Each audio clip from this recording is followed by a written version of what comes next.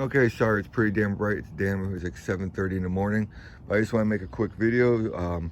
This is my Bronco. I got it last year, but I went away for work, so I really wasn't home.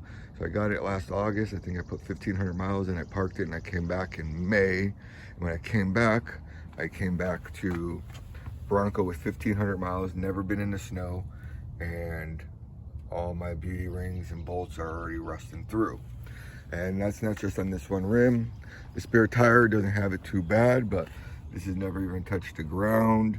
That one's not too bad, but it's starting right there. You've seen the discoloring. I cleaned it off a few times, like washing it, but the rust doesn't go away on the ones in the rims. But as you can see, look at that one right there. As you can see, look at that one right there. Look at those right there. Look at that right there. I mean, it's on every beauty ring that these things are rusting already. Now, like I said, now it has 4,000 miles. It took me 3 months to get this resolved. I got back in May, it's July now. The first time I went there, I got back right when I got back, I saw the rust, I brought it, and they said they'll call Ford, and I never heard back, so I went to the dealership again. They made an excuse, oh, you know, paperwork got lost, so we'll submit it again. They submitted it again, and it finally got approved. All the beauty rings, all the bolts are getting replaced.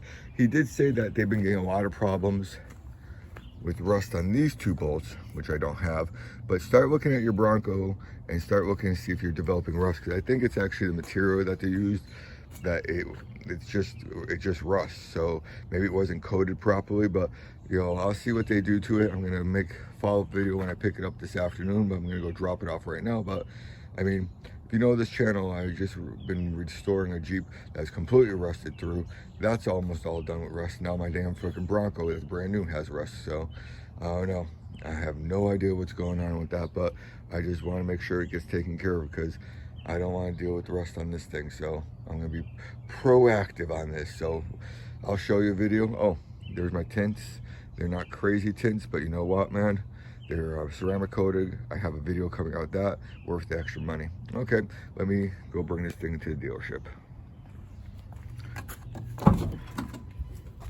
Okay, I got a video coming out about these 2. All right, let's get out of here.